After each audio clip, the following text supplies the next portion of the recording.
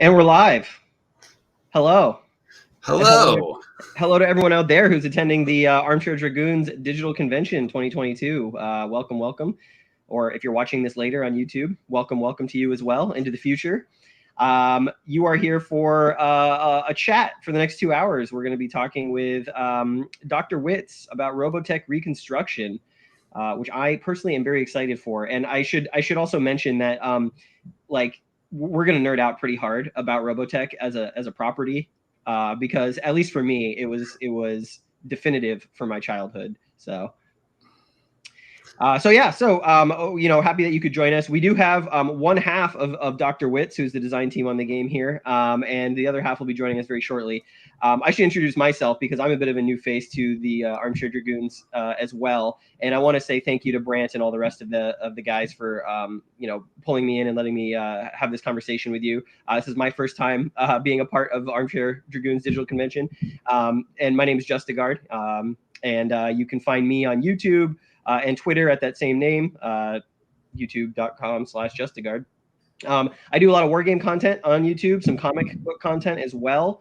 So just once again, thanks so much to the ACDC folks for allowing me to do this. This was such a neat fit when they were looking for a host for the convention this year. They're like, well, we've got the guys from Robotech Reconstruction coming. And I'm like, right here. I could talk for hours. Yeah, exactly.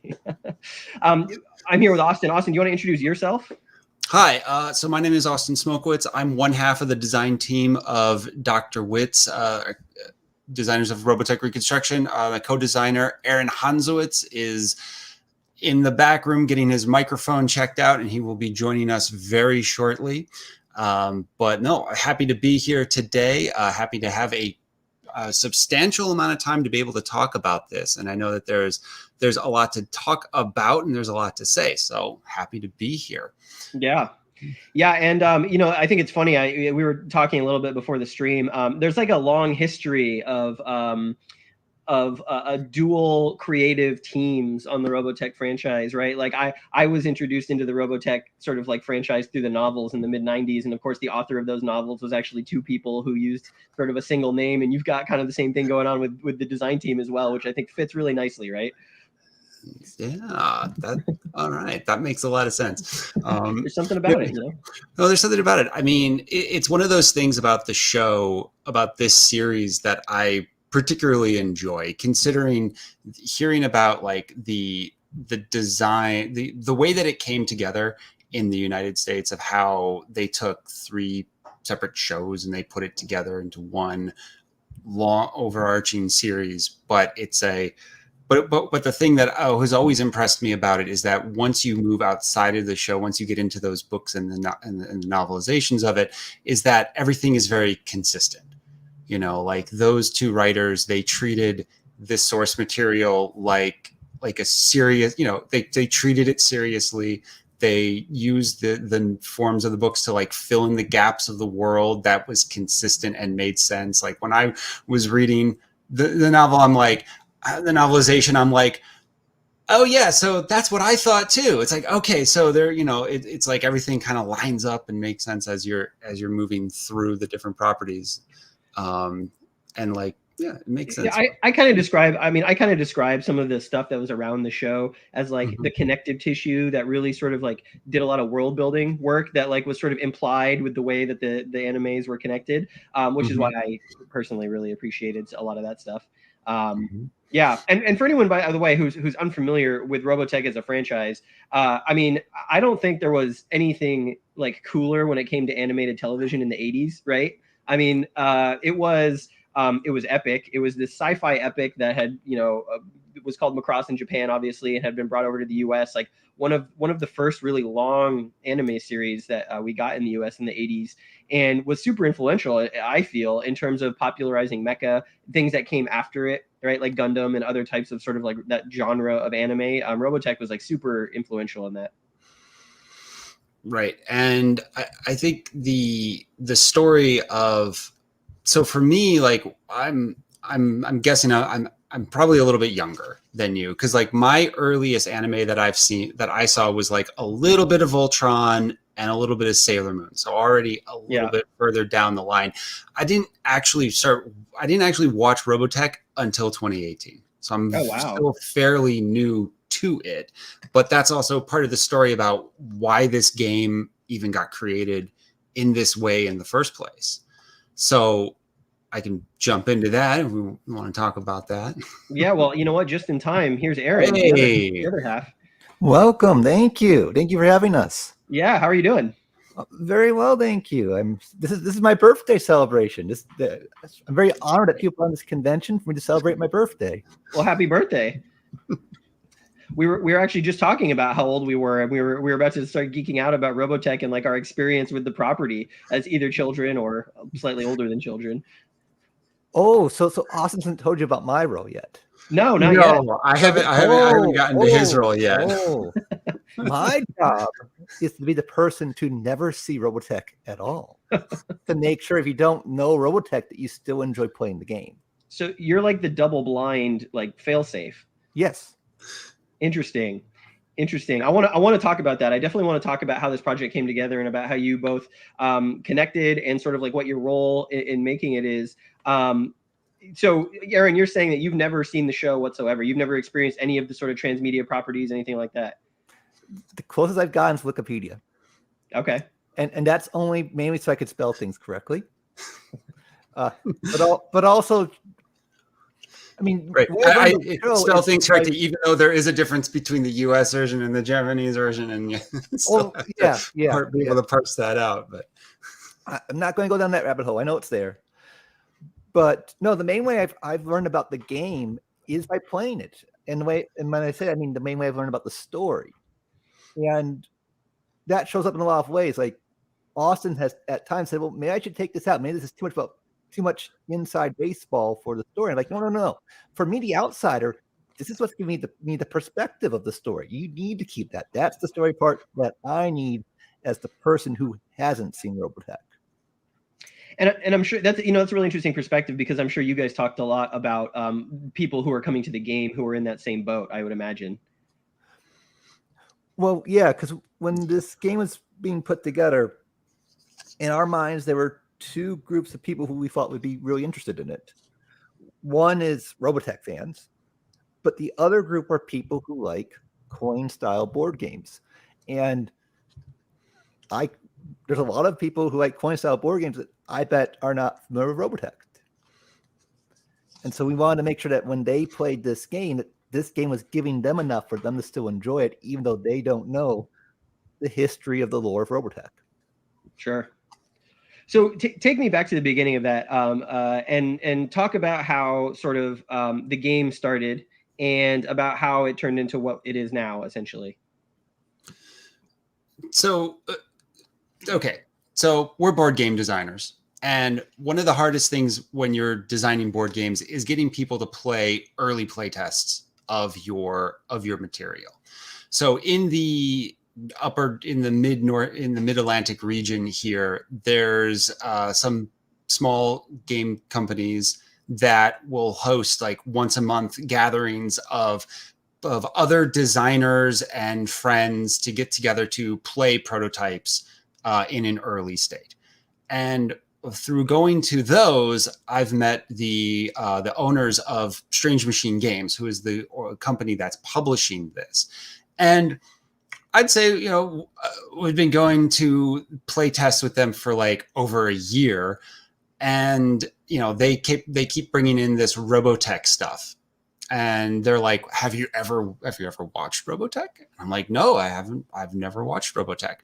And they're like, "You should watch it. It's a good show." And I'm like, I'm a fan of anime. I like anime. Sure, let me go look this up. At the time, it was playing on Netflix, so it was an easy watch, and it's a good show. Like, it was really easy to see, and again, this was like 2018, late 2017, early 2018, and it was really easy to see why there's still so many fans of this show, because it was that good. And there was a lot of things in there where you're like, I'm watching it going, oh, there's a lot of tropes in this show. And then I'm like, wait a minute, this show's so old that so many other properties have taken from this show and putting it into their shows. So it's like, okay, got to remember that, a progenitor.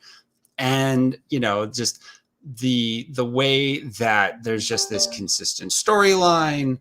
The animation is top notch. There's so many parts where they're just like, and now we're just going to focus on the inner workings of the machines and how they move. And like, that's really cool. You get some really detailed stuff in there. The battles are great. The storyline's great. And so I watch this and I come back to the owners of Strange Machine Games because it was all, via board gaming. I came back, I was kind of watching with the board game brain on, and I was like, hey, so I watched this and I got two game ideas out of it. And the first one I started to describe, and they're like, no, we already have that. That's called the Attack on the SDF-1.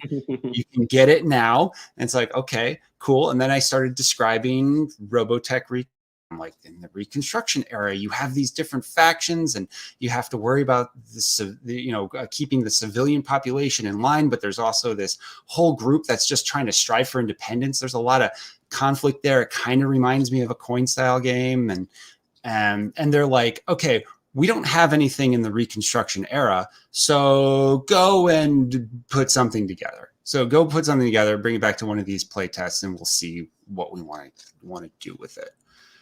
And that's basically where the thing started.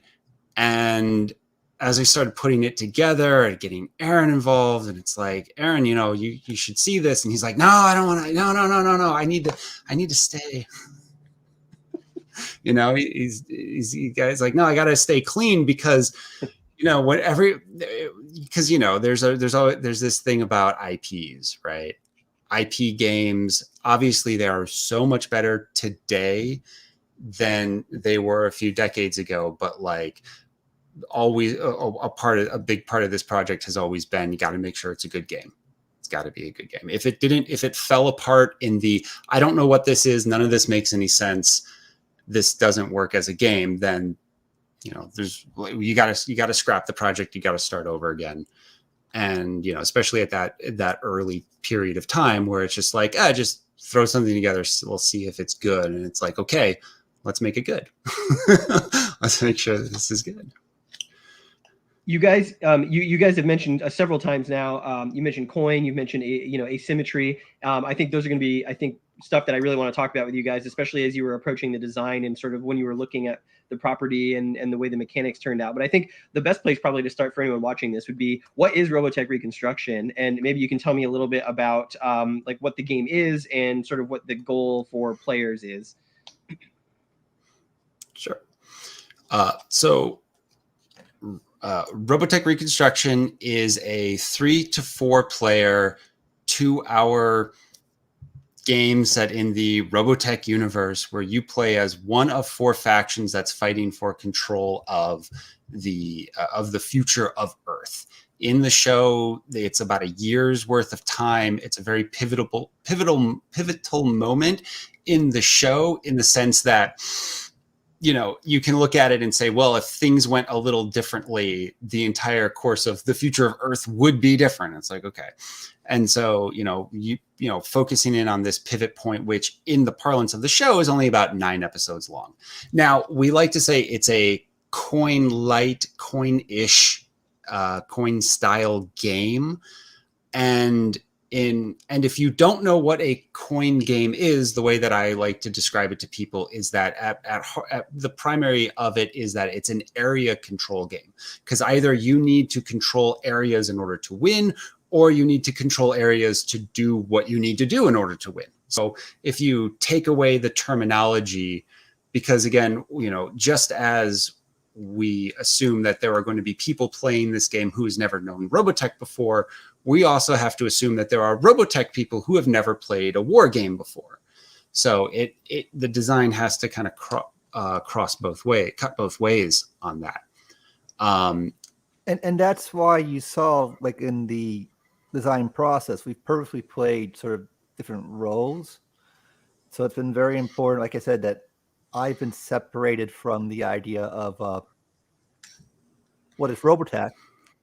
And I have to admit, Austin's played a lot more coin games than I have as well. So again, I've also been that guinea pig of, if we're going to make this work, can I grasp and pick up this game? Can I teach this game to other people, especially other people who have not played coin or even Root before, to make sure that when we take this to Robotech players who may have not played Root, may have not played Twilight Struggle, that this game is accessible enough for them to pick it up, but also, again, when we take them to the coin players who've never seen Robotech, is there enough meat and potatoes in the story that comes through from just playing the game that you don't need to see the series to pick it up as well?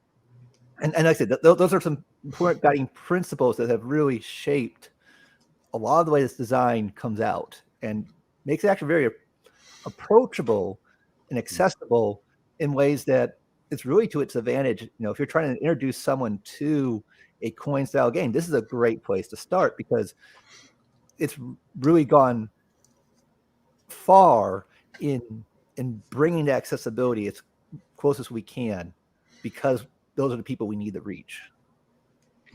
Yeah, that makes a lot of sense. And obviously Root, super popular game that I think it's sort of in the same way that Coin had like the series. I'm a big Coin player myself, had a lot of crossover appeal with war gamers who were into really historical strategy games, and then sort of the really heavyweight, like you said, area control Euro games. There's such that Venn diagram is so interesting when I go to conventions and look at it. And so, seeing that ethos here immediately was interesting to me, beyond being like a complete Robotech fanboy, which I will admit that I am. But like even just that design ethos was really cool. So essentially with this game, what we're talking about then is 3 to 4 players, a couple hours, and each person's playing a different faction with different objectives and mechanics. Is that correct? That's right. So you have 4 factions in this game, with each one having their own unique victory condition. You have the Robotech Defense Force, the RDF. They are, of course, they're the main characters of the show that you follow. They're the main faction that you follow through the show.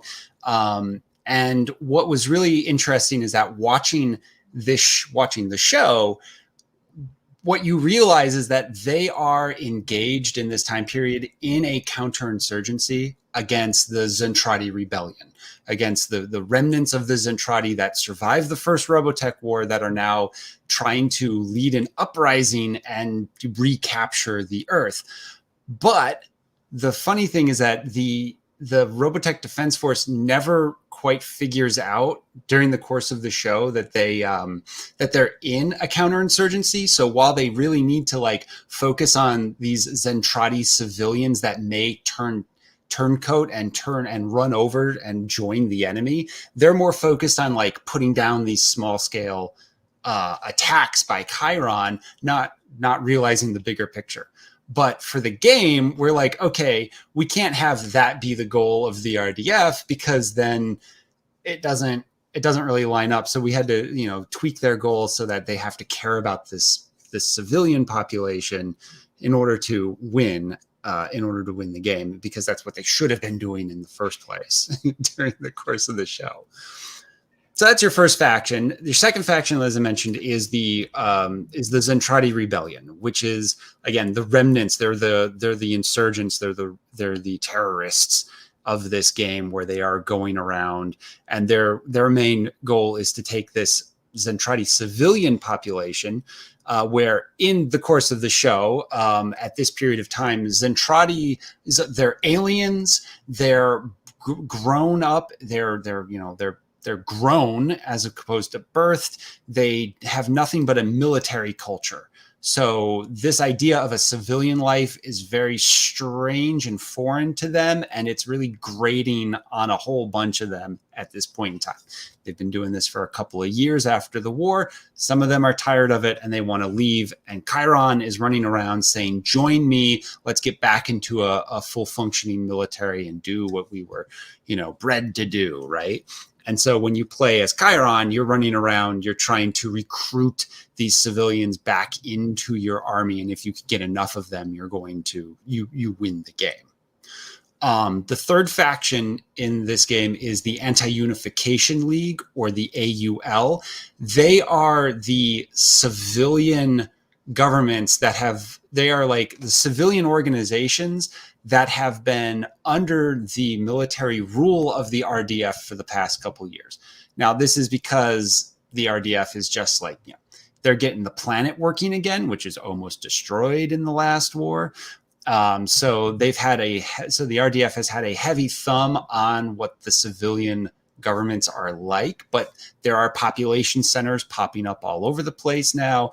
And the AUL is a independence movement where over the course of the show, what you see is like, there's riots for independence. The Monument City declares independence, and Monument City is literally right next door to New Macross City, which is the heart of the RDF. Within the course of the show and the world, so it's so that is portrayed here as well, where you have this faction that they're just trying to get these cities, these civilian organizations, to be independent from the RDF military. And then your fourth faction is the Robotech Defense, the Robotech Expeditionary Force, the REF.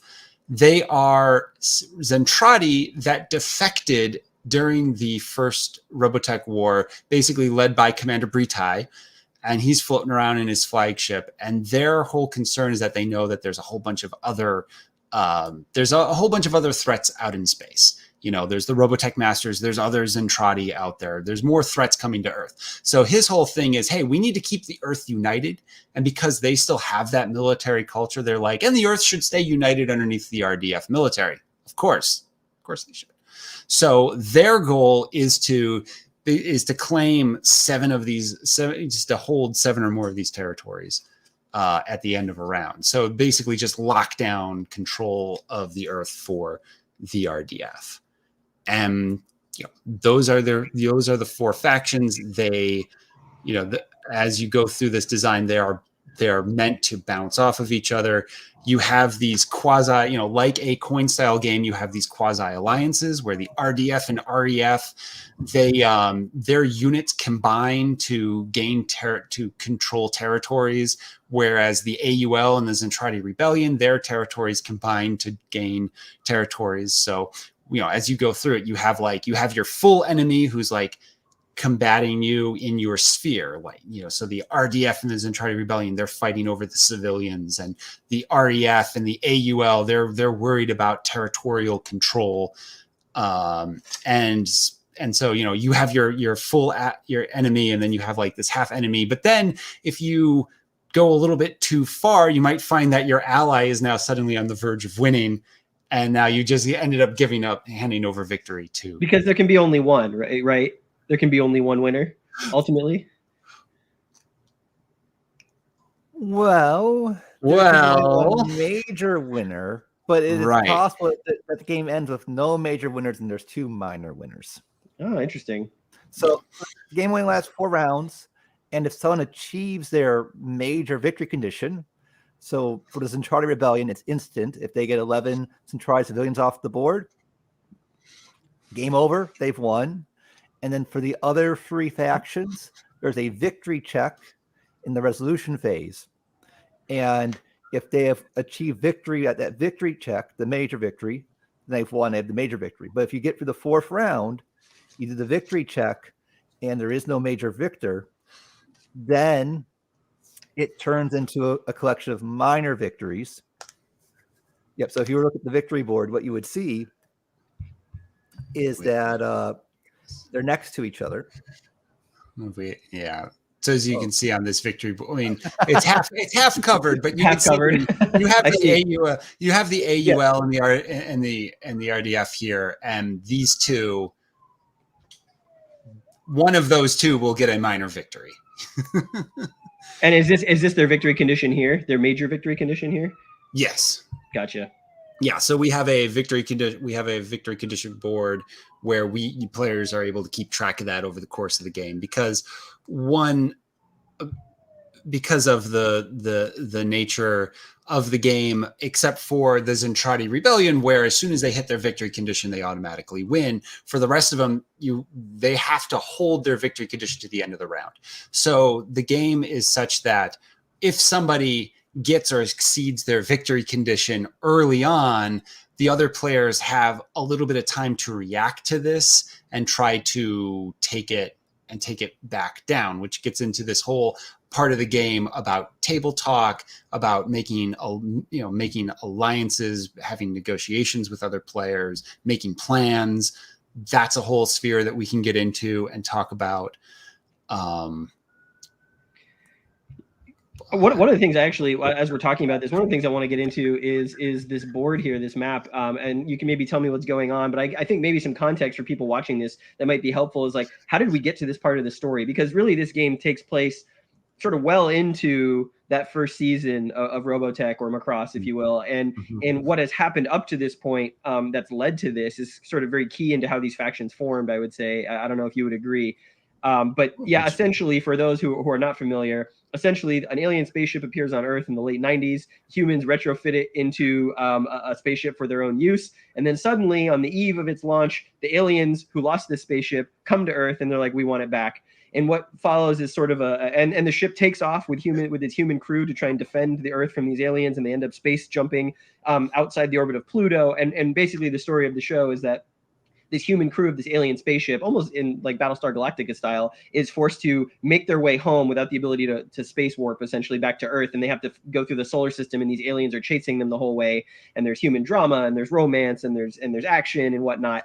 And ultimately, what ends up happening is a giant war. And I do have to say here that the key thing about that arc, that whole long buildup, the key thing here is that during that entire time, the aliens in Zentradi are looking at this ship saying, we don't care about the people. We just want the ship. We want to capture the ship. So the whole thing is this cat and mouse game where they're trying to ensnare the ship and take it back over their control. But the humans, they don't realize this is going on. They just think, oh no, they're going to kill us all. They're going to kill us all. And they're like, we fought back. Yay, we're doing great. And you as the viewer know that at any time the Zentradi could just be like, no, we could just blow this thing up if we wanted to at any moment. But no. We want to capture it. Except Chiron, who is a major character in this game, he's the only guy running around saying, let's just blow up the ship, guys. Let's just blow up the ship. We don't need to capture it. Let's just blow it up. He's the only guy, but he's like a little lower ranking at that time, so he doesn't get his way. But I call Chiron, Chiron to me is kind of almost like the Joker of the Zentradi, right? Like he's like this agent of chaos, where it's just like he's like pure entropy personified in like this personality, right? Yeah. Yeah, and so one of the big reveals, obviously, is that the aliens are actually humanoid, but they're like 60 feet tall. Is like what you find out in the show. Right, very early on. That's not a spoiler. That's like episode 1, episode 2, very early on. But right. So anyway, so they chase the ship back to Earth, and then I'll let you continue going. Okay, yeah. Well, and then there's a giant battle. There's a giant battle where the sort of like mother fleet of the aliens shows up at Earth, and there's this massive confrontation to try and capture the SDF-1, which is the ship that the humans discovered.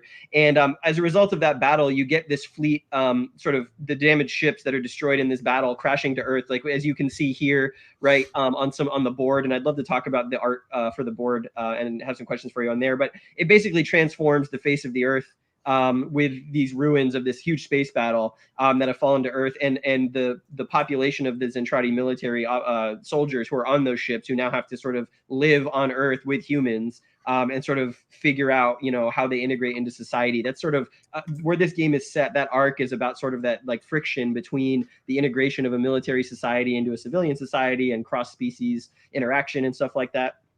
So it's a really rich ground. And I think, one of the questions I had for you and that you've kind of already touched on is, the show is very pretty clearly like there are good guys and bad guys on sort of that moral scale. But yet you've come in here with sort of 4 factions who all have differing goals and differing things that they're trying to accomplish. And so how do what about this period kind of caused you to say we could do a game where sort of the moral conflict between sides is a little more muddy and not quite so clear?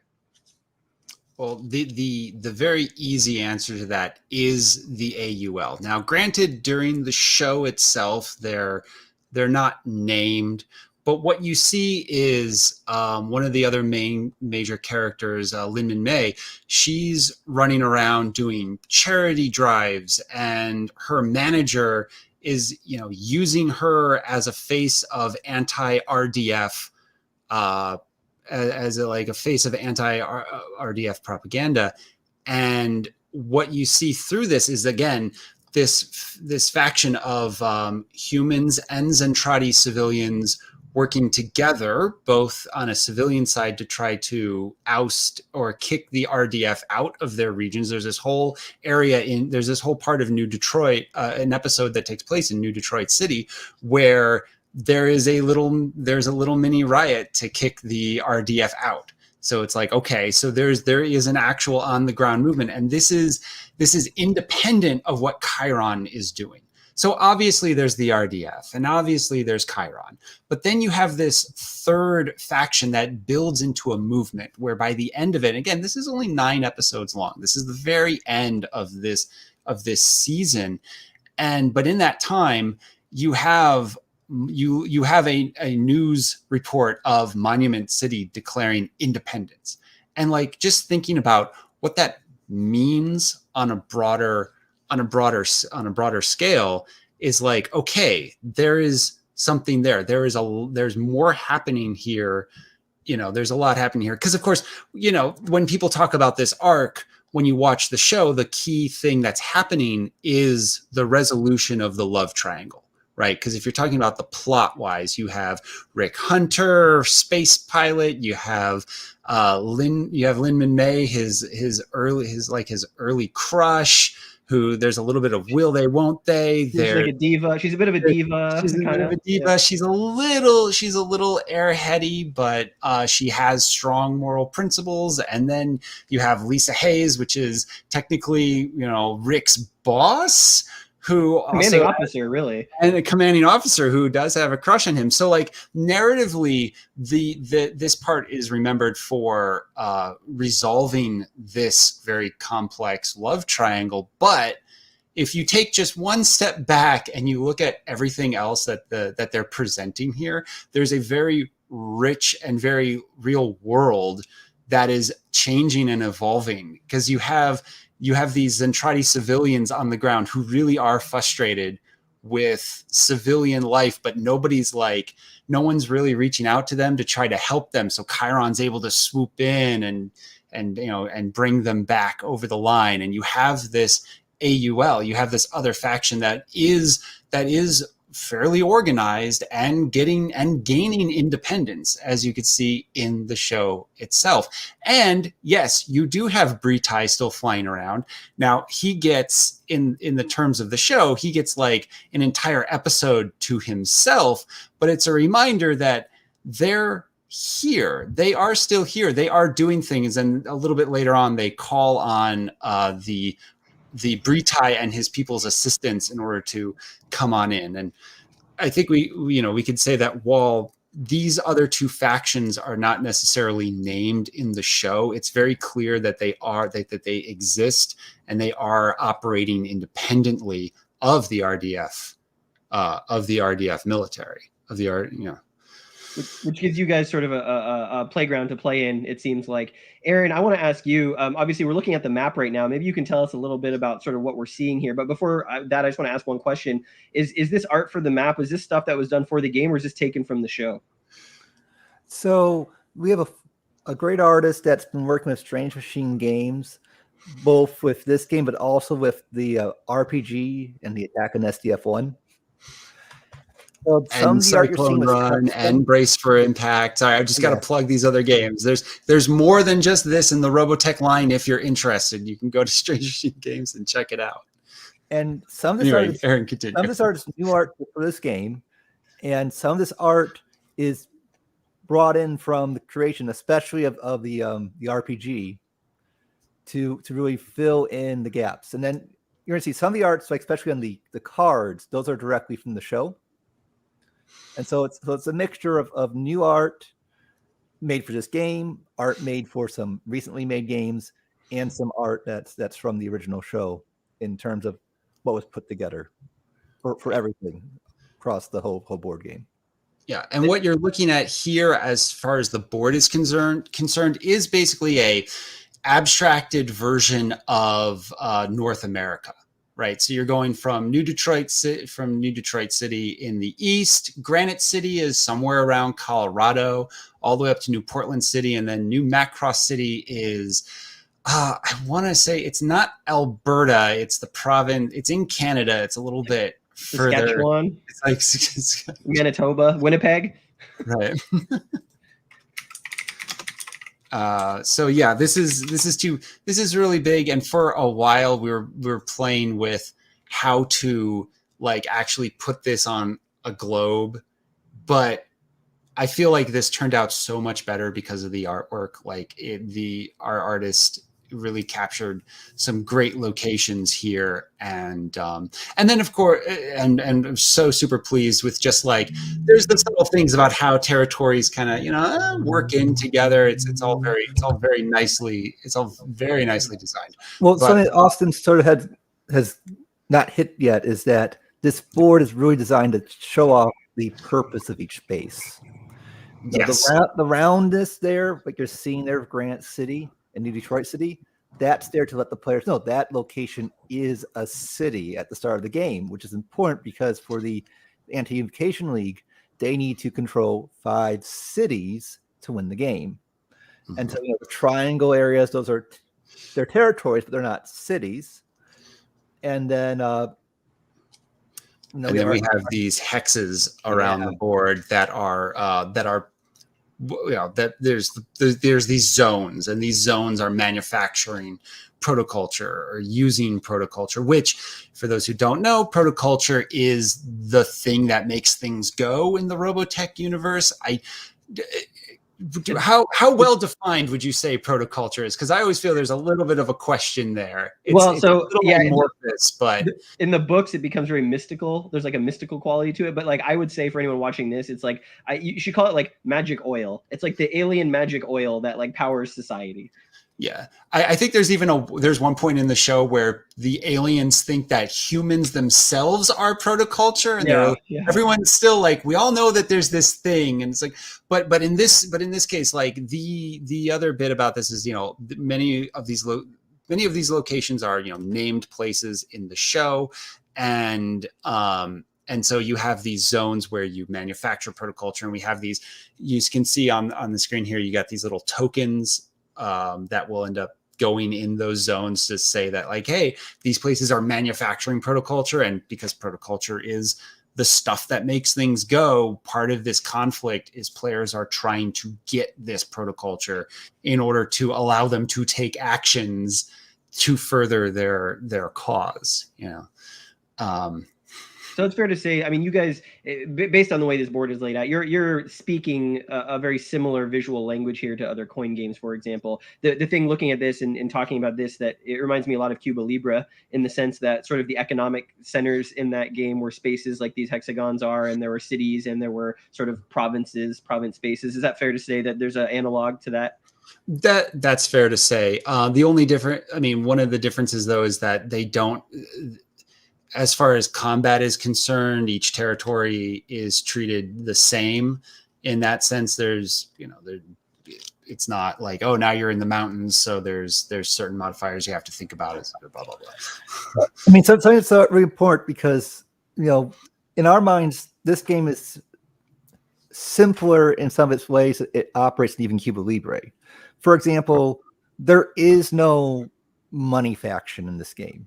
There was a lot of coin games where you have a faction who's very focused on generating money, and so they're it would be pulling the pro culture out of the game. In this game, every faction has a clear objective of, I want to control the cities, I want to control the territories, I want to make people happy, I want to make people miserable. And you're just trying to reach those 4 things. And so when you look like something like Cuba Libre, you're going to notice that we go out of our way to try to be even more straightforward in Cuba Libre. And Cuba Libre is renowned for how straightforward that is as a coin game. That's why it's the go-to game for introducing a lot of people to playing coin.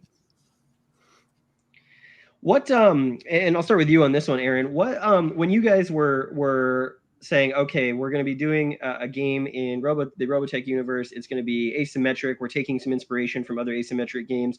What was sort of the initial design process like for you? What are some of the things that you wanted to get into this design? And also talk a little bit about how you guys work together and what that process is like. So most games we will take turns being the lead or the follower, right? So the lead will sometimes come up with the initial design, and then the follower will be there to tweak it. And so in Robotech Reconstruction, I'm really the follower, right? Austin's the one that really comes up with the initial concept. And then I go saying, well, okay, have you thought about this? Have you thought about that? Is this actually being consistent with the show? So when I take it to other people who are Robotech fans, when they play this game, do they actually feel like they're in the show? In a weird way, you always can think of Dr. Wictz as a joint developing and game design group.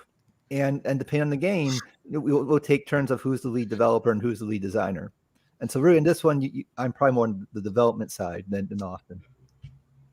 Yeah. So the initial thing was for me, because again, we're looked at the other games in the Strange Machine game lineup geared towards Robotech fans, and it's like, okay, they, I don't feel like I can come to these guys. I can't come to Strange Machine games and say like, here's a 4-hour game set in the Robotech universe. So the very first thing, even before you really start getting into the design, one of the key things for this design was to say, okay, I wanted to do this in 90 minutes. What is it? What do you need to do in order to make this a full featured game that will take 90 minutes to play? Ultimately, we ended up, it ends up being a 2-hour game, but I feel like we got pretty close to the goal. And then again, it gets back to that. Well, it needs to be accessible. It needs to be, if no one's ever played a coin game before, they're going to pick this thing up. It needs to, it needs to work. It needs to make sense. If you know Robotech, that can absolutely help. But again, it's just like how we see people playing this, where it's like one person who's like really into Robotech, they'll get this, they'll play it, and then they're introducing it to 3 other people who are not so much into Robotech or even war games, but it still has to, it still has to work. See, when Austin's identifying these problems, I'm quickly saying to myself, I found myself jobs that need to get done, right? He just said these objectives have to be met. Well, then he has to meet those objectives with me. If he can't meet them with me, then he can't meet them with other people. Right. And so, sorry, it must be nice to have that sounding board and that partnership to sort of start with the fundamentals without having to put those sort of like very core steps out in front of someone who's maybe unfamiliar with what's going on. Is that fair to say? Well, and we're both really, we've designed a lot of stuff together. And so it's not just about the fundamentals, it's about the entire process. Like there are questions we have that comes from a standard Dr. Wictz design that you're going to get from us that you might not get from a playtester. Now, one of the things that really stood out early, this game uses a trade mechanic, and it uses a trade mechanic that really generates a lot of discussion. And that's a popular thing for us to do in a lot of Dr. Wictz designs, because we care a lot about players playing players. And so, right away, I spot that this is built into the system, and I keep reminding Austin that it's there so he doesn't lose sight that it's there and that we need to preserve it. And so that's part of the benefit too, is that there's certain traits we like in games that, because we're working together, we know to emphasize them in those projects. Right. So when we start talking about like how this game functions as a game, right? If we start actually talking about the game itself, it's that this game is somewhere between 2 to 4 rounds, because the game can end earlier than round 4. And each round, each player gets a turn. But at the same time, everybody still needs to feel everybody still needs to, like, that feels very constraining, right? If you say to somebody, okay, you're only going to get 4 turns over the course of this game, that feels like, how am I even going to do anything in 4 turns over the course of this game? And so there's a lot of design consideration around how that works. So the heart of this game is the card deck. There is 34, 37 cards that is the heart of this game. And the way that we do it is that it's dealt out. So at the beginning of the game, every player starts with 4 cards in their hand. Each card depicts an event that happens over the course of this show. And on your turn, you are going to play a card. Now, because each card belongs to one of the 4 factions, we incentivize players to play another faction's event card as opposed to their own. Because when you play another player's event card, you get to take more and better actions off of your faction board. So everybody has a faction board that has 4 normal action, 4 actions, and then 2 special actions. You don't get to have your special actions on your turn unless you play another player's event card. And when you play another player's event card, most of these event cards are decision points that other player now has to make. So over the course of 4 rounds, every player's turn, it's actually like 2 players taking a turn. Someone's taking a full turn. Someone's kind of taking a little mini turn in the middle of somebody else's turn. And a big part of the game becomes this whole, hey, you should play my card, not his card on your turn, right? Because if you have players that are, thank you, so everybody's got their faction board. So you have this, so part of the banter, part of the discussion, part of the players playing players element of this game is, hey, it's your turn.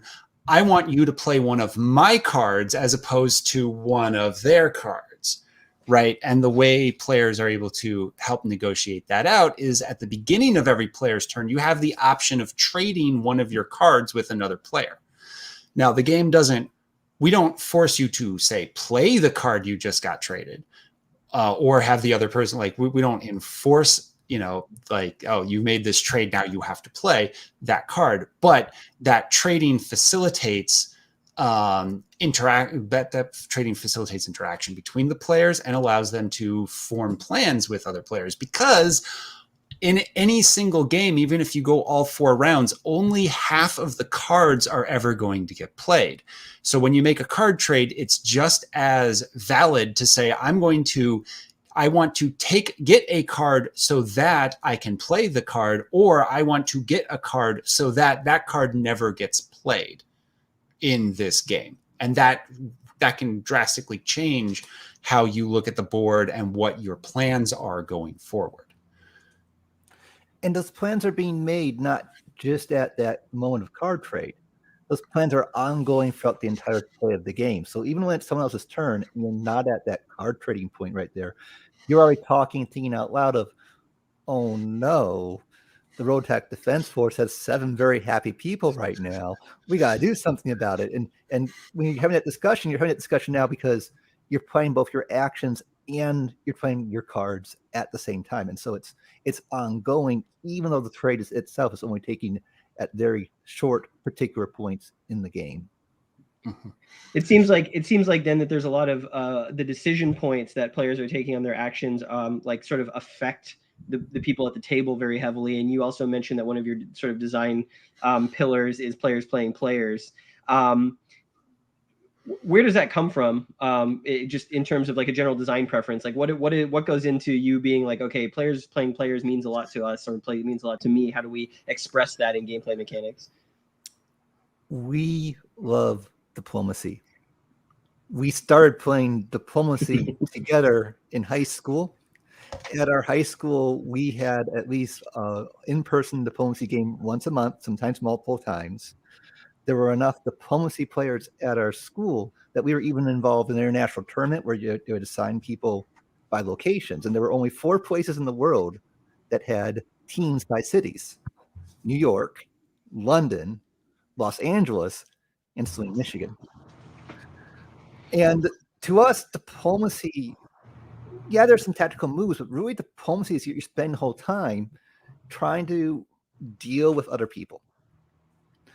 And there's just an art form to dealing with other people. And it doesn't have to be like backstab like diplomacy, right? But diplomacy has its earned reputation of stabbing people in the back. But games involving direct working together in conversations, we also did Model UN together, so that's a similar vein,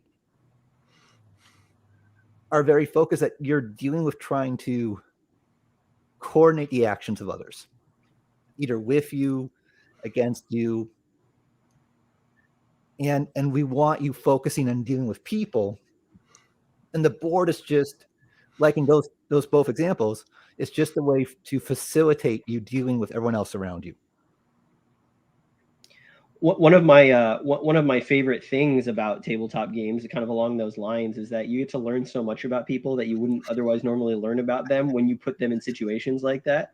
You know, I had an ex-girlfriend who several years ago, she at her office, they had a diplomacy game going, like the entire office playing, and the paranoia among players when they were not actively playing the game was insane. Like someone would pull someone into a room to do like a meeting, and no one knew whether it was like an actual business related meeting or whether they were discussing diplomacy strategy.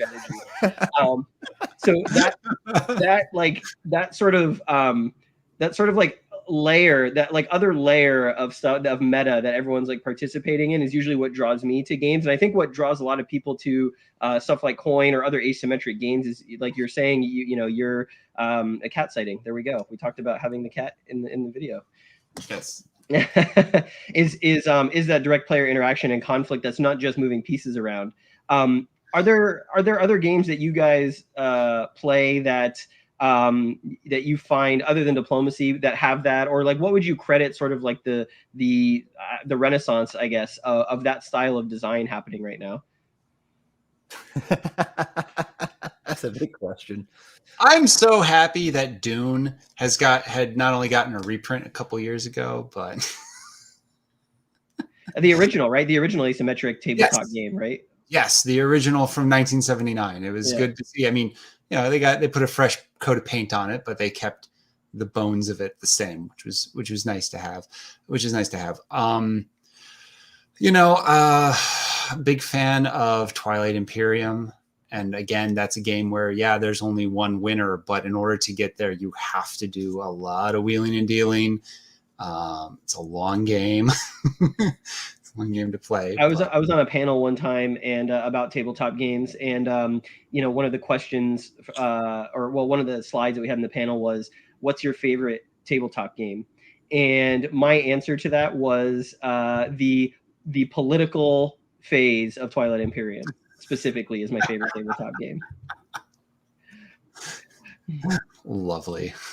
A question from a viewer asking about any possibility of solo AIs for this game. And I know this is something that you had mentioned as before we did the stream that you were talking about. Yeah, we have we've been working on solo AIs. We have I'll call it a beta version prototype of that right now. We're working through making sure it's balanced, but overall we're happy with the system. They're all card driven, so there is no flow sheets. It's all going to be by card, very similar. So if you play the Robotech Reconstruction version that's for sale right now, there is a bot. That's how we have 3 players, and that bot's completely driven by cards. The other bots that we have created are similar in that, and they're set up so that they are responding to situations on the board, so that they are making good strategic decisions. But the thing I'd say about the current solo version that we're working on is that there's no guarantee the publisher will pick it up, right? We've put this together in our attempt to pitch the idea to the publisher, but who knows if they'll take it up or not. I mean, for them, they have to probably see that enough of this game sells to justify that sort of investment. They haven't done a coin style game before, so for them, this is their first foot in this marketplace. If they don't think they can sell enough copies, then from a business perspective, they're not in a position to do it. But if it sells enough copies, then we're hopeful that we can convince them to do exactly that. And then, like I said, we are looking for play testers. So if you like solo games and you are interested in helping us play test this and make it as refined as possible, the better this game is going to our pitch with the publisher, the more likely it will get signed. And if you're interested in that, you can reach out to us on Twitter at DRWICTZ, or on Instagram at DRWICTZ, or you can even email us drwictz@gmail.com. If you can write Dr. space WICTZ in Google, you will find us. We are the Dr. Wictz. Whether you find us on Instagram, Facebook, Twitter, our website, our Discord, you found us.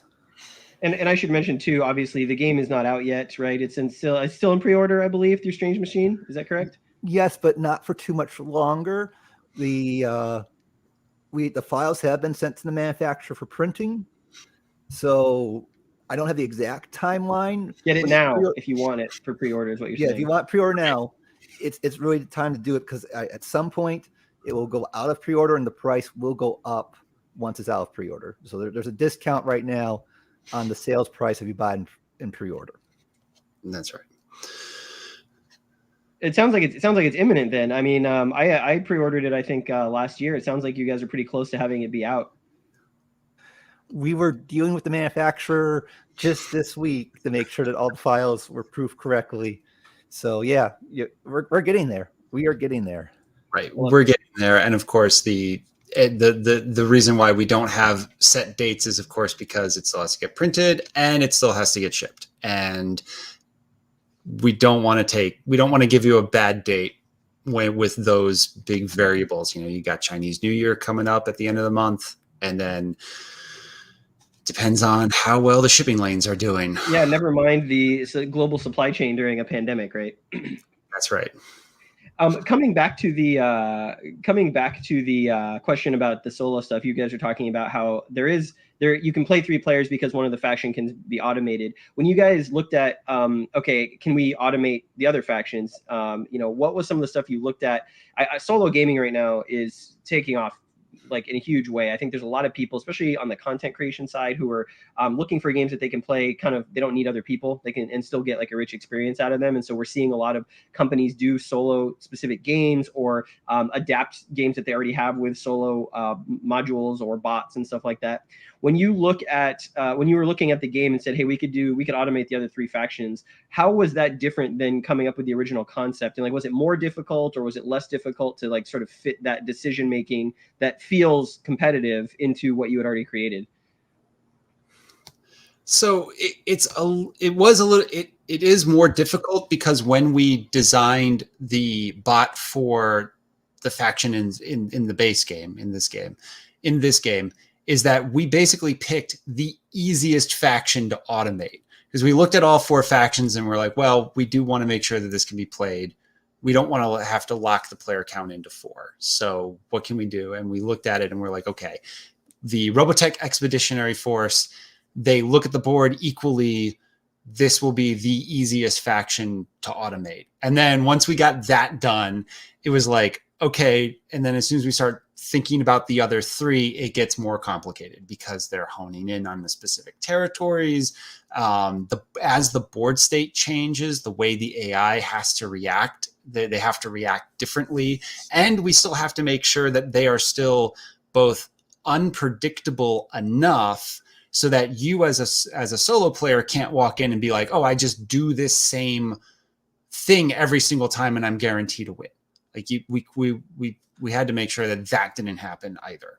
But on the plus side, like it took us a long time to figure out how to make that initial bot. Even though we did go with the easiest faction, but once we figured out how to make the initial bot, we were then able to use it as our model of what we wanted the other bots to behave like, so it was consistent and more accessible to pick it up.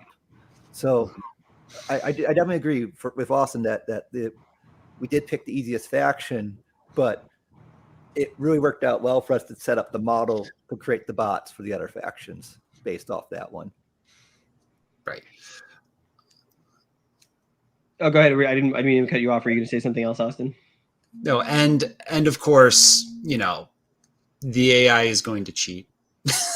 It's always going to cheat. But like, when we start talking about, okay, well, if you can make it solo, then it also, it has to work like when we get to that design decision, it's like, okay, can we design something that works solo or for 2 players as well? And then you don't have to change a thing with the AI, and just make sure that it's the same no matter what you do. And then then you can basically, you would have the ability to port that backwards into the 3-player game if you wanted to.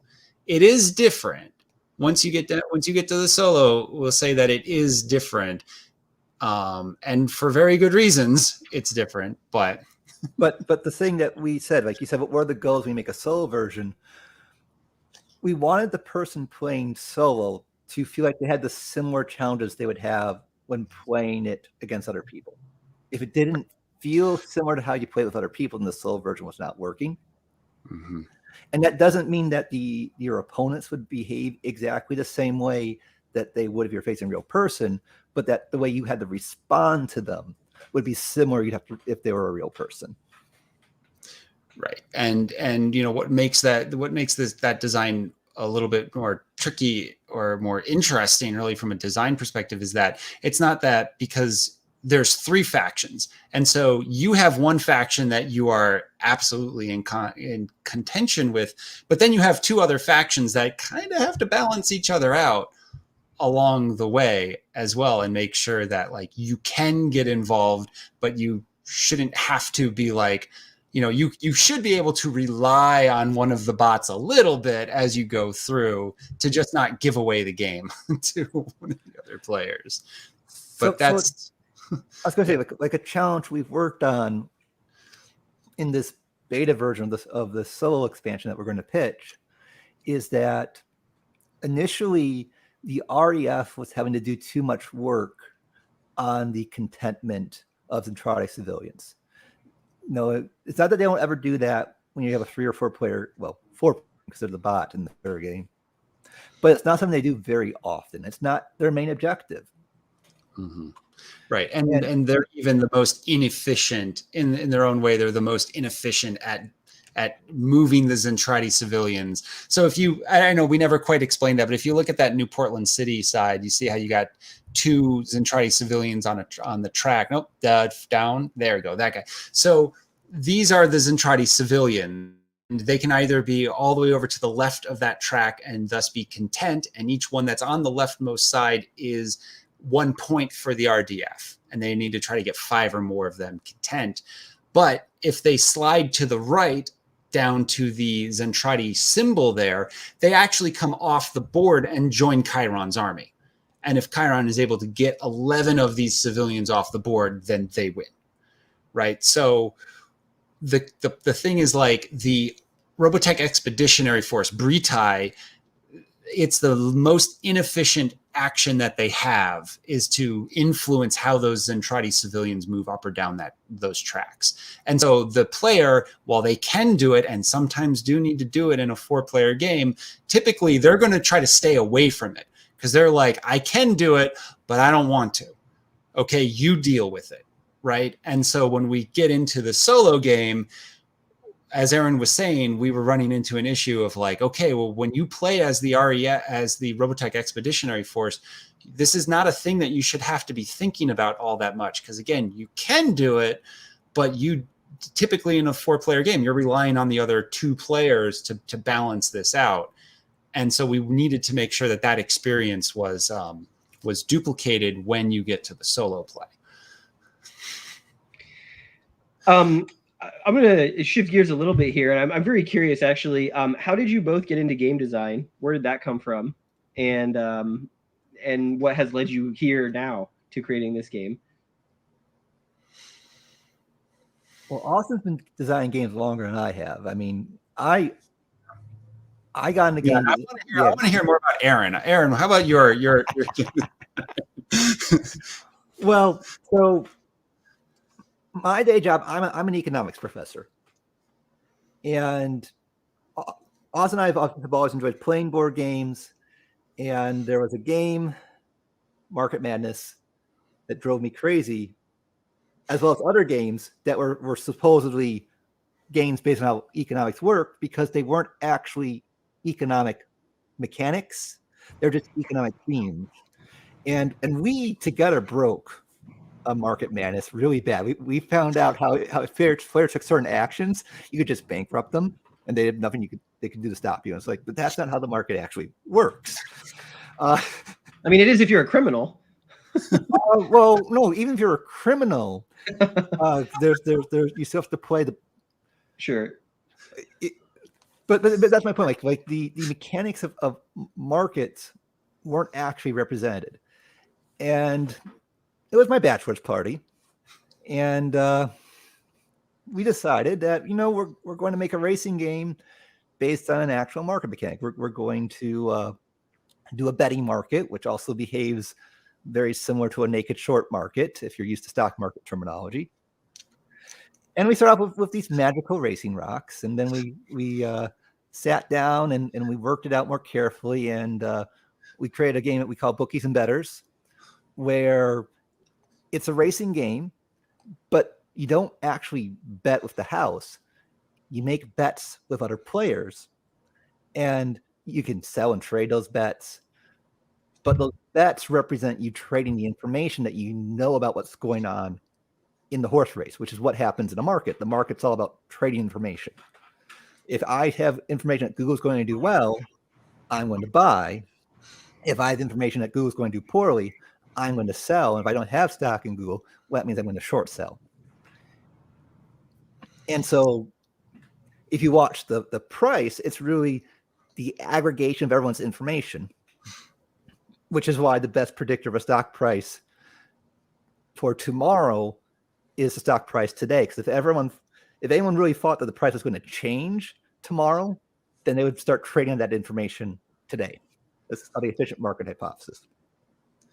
Right. So, and I do have to point out that we didn't start out going to Aaron's bachelor party we didn't set out to make a board game. We were playing basketball, but we also ended up having to do it on like one of the hottest days in DC that year. So after about an hour of that, we were exhausted and just needed to find some shade. And we got ice cream too, if I recall. Yes, we did. Yes, we did. But that just led us to keep designing more and more games. I mean, prior to that, we were writing audio theater. Really? Yes. Wow, what a shift! But it's a bit of a shift, but it's also in our wheelhouses, I think. Because again, I have been yes, it is storytelling.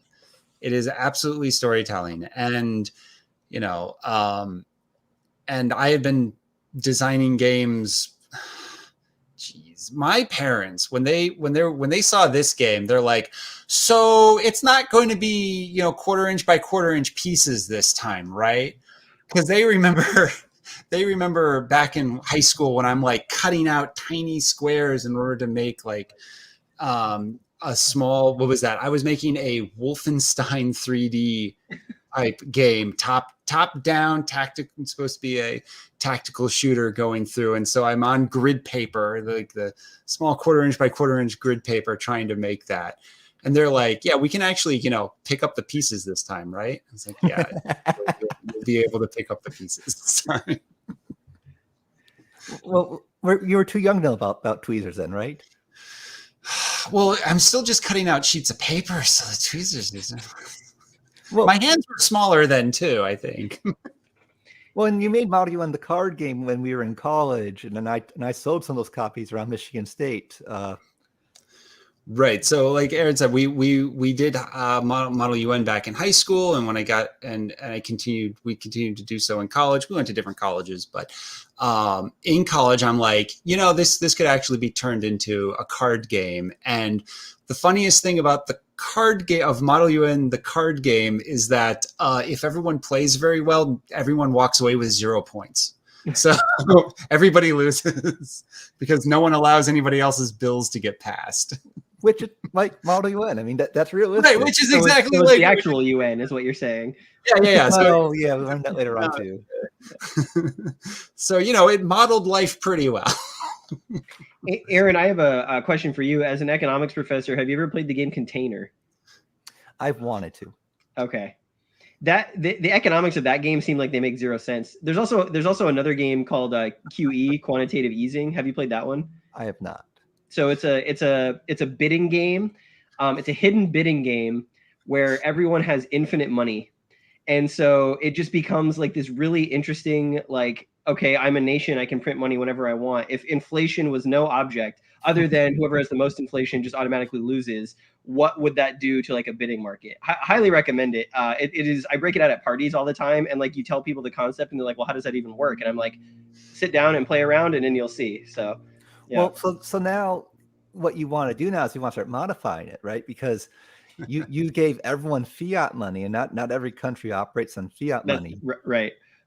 So you could starting to mess with those rules. Say, well, what happens if someone can't do that? but their money is not fiat. Maybe they use the gold standard. How do we treat their currency? What's the exchange rate on that? Or Bitcoin, like they just run an entirely digital model. Well, and that's the neat thing, because that's still a fiat currency, but it's a fiat currency with a semi-well-defined money supply. Right. So if you keep talking to Aaron about this is what's going to happen, because you're going to be like, oh, QE, it's a game about this, and he'll be like, no, that's just the theme. And then let's look a little deeper and see what's actually going on in the design, and you can get a better sense of what's going on. And then when you theme it and don't put any economics in the name, it's only our game about mortgage-backed securities now about the New Jersey mob, and it's called New Jersey Syndicate. Right. Well, that's how you like subversively educate people about things, right? It's how you teach someone something without realizing they're learning anything. Yes. Yeah. Yes. We kind of touched on it earlier, but like, is that helpful, Austin, when you're like, I've come up with this concept and here's the design, and then you show it to Aaron and Aaron's like, yeah, that's not actually what you designed. This is what you actually designed. Does that ever like unlock something for you where you're like, oh, wow, that's super helpful, or damn, I didn't even see that before, I need to go back to the drawing board? It happens all the time. And I'm very grateful for being able to work with Aaron because of that. Also because of his math skills are much higher than mine, because he has the economics in his corner. He's able to just be, I'm describing a thing and he's like, oh, this is, and he's like, looks it up. This is the formula we need to use in order to like make that work. Because, a lot of board games is about, when you're designing board games, a lot of math comes into play. Austin's better at math than what he's letting on. No, I'm serious. You've done a lot of good calculations and balancing. You do a lot of systematic sitting down, planning it out, which is really the heart of mathematics. I'm usually just unsticking some random problems, I feel, but when you're in a partnership like this, you probably notice your partner's strengths more than they do. And I mean, Austin is tremendous in his creativity and spotting relationships that exist. He's secretly an economist, whether he realizes it or not. That's fine. That's fair. I'll take that. But he really can build models in his head. And so, a lot of times I'm just tweaking the models, or I feel like spotting connections he might have missed, and just helping him complete his model. Validating the core concept, basically. Mm-hmm. Yeah. I can guarantee you one thing. You are both far better at math than me. In my game group, I have a reputation that I am incredibly fast at math, but I'm also just not good at it. Like I can get you math that's like super quick, calculations super quick, but none of them will be correct. Which is not very helpful. And I'm a liberal arts major, so it's to be expected. But never trust me at the table when I'm like, this plus this equals this, or whatever it is. Well, see, that's the thing. I'm also a liberal arts major, so Bachelor of Fine Arts, digital cinema. Oh, well, there you go. You have the perfect partnership, like you said. Yeah. Is Robotech Reconstruction? Is this going to be your guys' first like published game, or have you done other work as well? We have 2 other games that have been published by Bud and Shy Games. A game called Funky Town, where you can move and groove your way to Funky Town, and a game called You Fool, where there's only one loser. There's multiple winners, but one loser, and they're the fool. Don't be the fool. You get a pie to the face. You get a pie to the face. Yeah.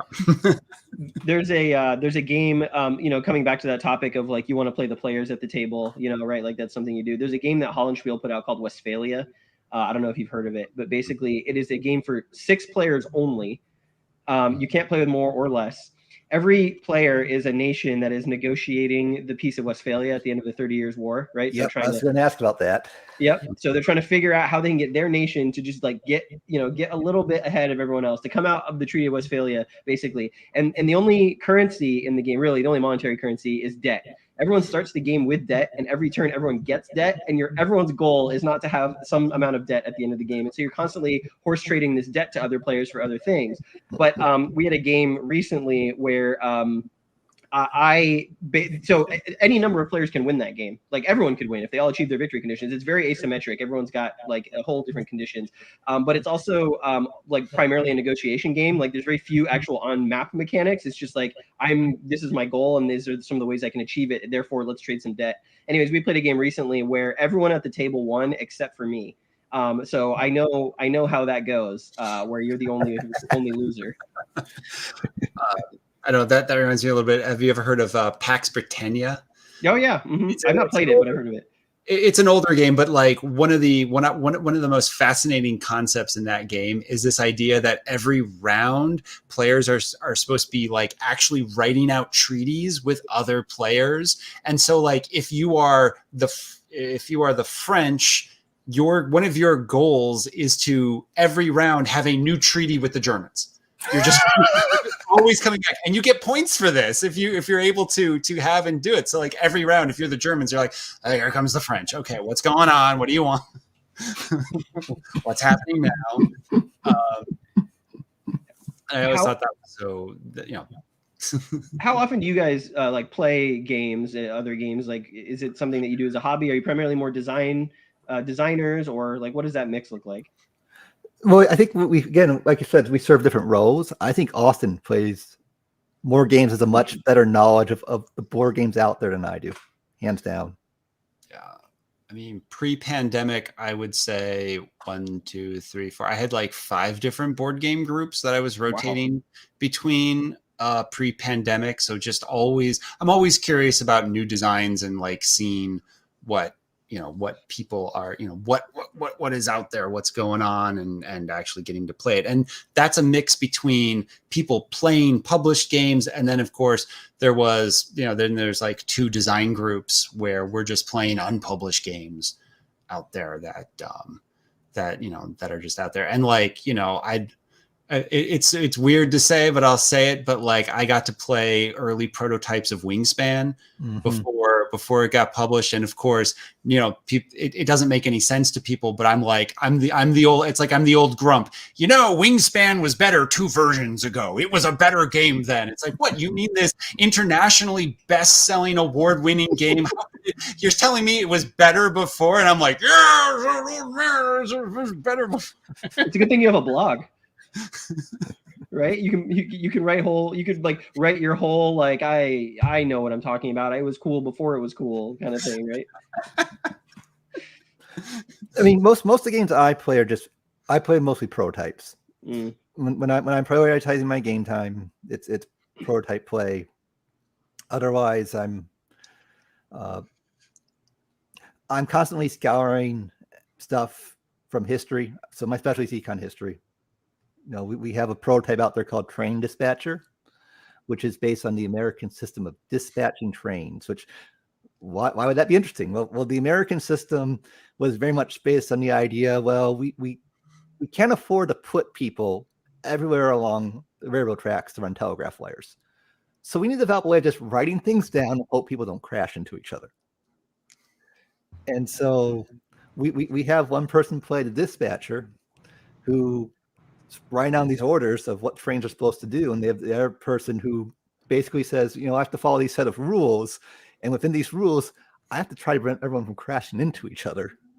And the dispatcher doesn't fully know what happens until the very end, and so you're playing this co-op game where the only thing the dispatcher really finds out is when a train leaves, when a train arrives, and if there's a crash. And while the other person is trying to avoid the chaos that the dispatcher has created by giving these train orders to try to get these trains to their destinations without crashing into each other. And that was just a very real problem that existed in the United States. And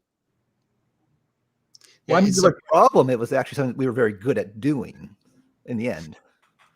It was so funny when Aaron was describing how they used to do this. I'm like, that's so American. This is exactly how the Americans would do. This is exactly how America would handle this problem.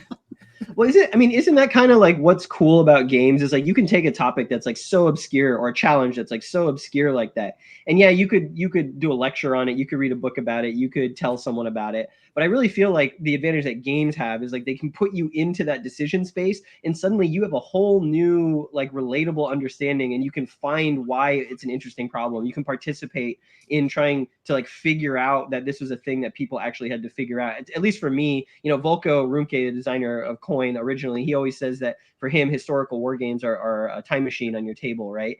And it's with something like that, it's like, yeah, like how many people would be interested in that if you just like saw it written down somewhere? But if you actually sit down in front of a table and have to like go through some of those mechanics, like it can be a really engaging experience. Well, and we said we spent a lot of time trying to make them as accessible as possible. For us, our experience, we don't necessarily have a ready-made market. If someone says, yay, a market mechanic, personally, I think that's because there's so many bad market theme games out there. That's part of my bitterness when we started. And so we really spend a lot of time. We might take a lot of market mechanics, but we will also spend a lot of time both simplifying them so you can actually do them in person and also theming them to disguise them so that you aren't getting there being scared that you're doing this. So, yeah. And at the same time, like this is why we're at this conference, and this is I think why a lot of people are at this conference, not only to have that history on the table, but to be put in the shoes of the people making the decisions at that time. And with Robotech Reconstruction, once we got it out of like a closed beta and we started like getting it out into the hands of the community, it was always so gratifying to hear people come back being like, so when I was playing this faction, these are the things I was thinking about. And I'm like, yes, that's exactly what you should be doing. That's right. I mean, oftentimes like the debrief at the end of a game is almost more fun than the actual game, right? Because you get into the psychology of the people that you were just sort of struggling against. And you're starting to develop an appreciation for everyone involved. We've seen a lot of people get interested in Robotech by playing this game. We take it to younger anime fans. Most of them at this point, Robotech is way past their time. So they're like, well, what's Robotech? They don't know about the importance of Robotech and bringing anime to the United States. They might have heard of the fights about Macross, but that's still a might. It's out of their wheelhouse.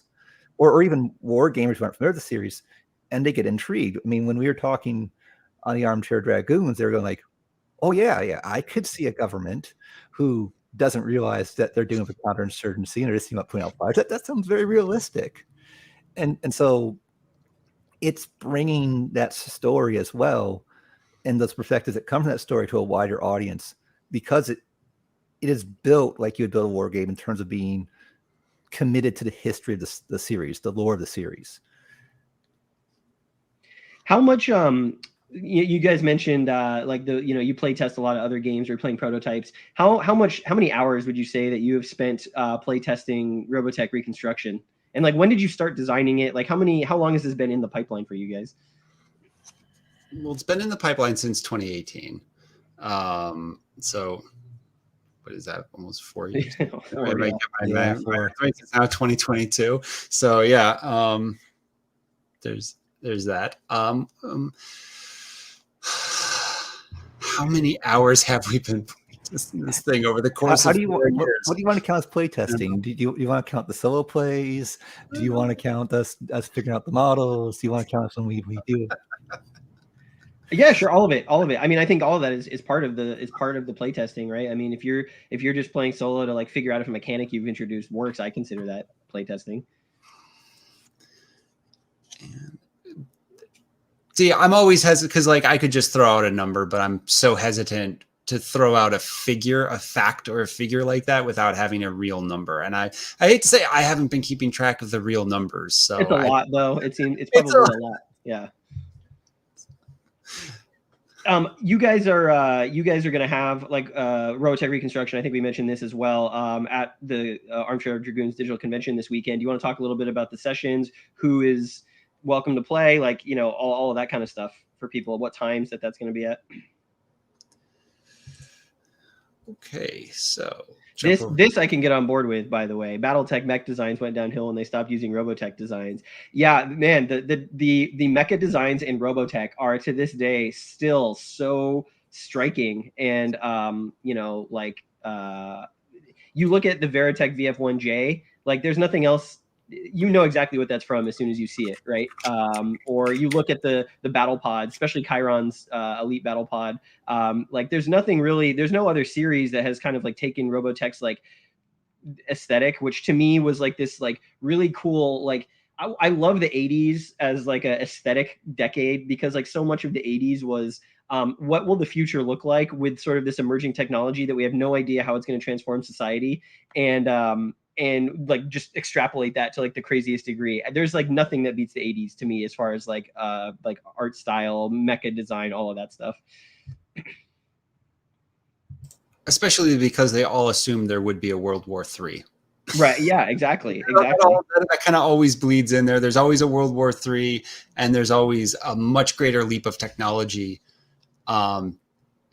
in a different way than what actually happened. So it is very interesting to go back just a couple of decades and be like, what were they predicting?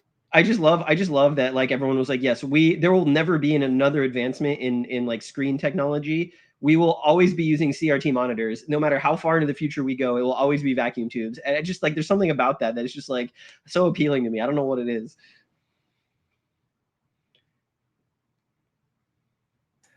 Is that why they have their superpower to build so fast? One of the things that always entertained us is just how fast the humans are able to rebuild every time they get devastated. It's protoculture. That's the answer, right? Isn't that sort of the mystical fix-all of the Robotech like lore canon? It's protoculture, but I part of me suspects that there's a post-war Japan ethic in there of like, we're going to rebuild and we're going to rebuild fast, and it's going to be brand new and shiny and great. And I feel like that culturally that seeped in, but that's actually a really astute observation. I definitely, those themes, I think, those themes in Robotech, I think, are especially poignant in the era that Reconstruction is set in, right? That sort of like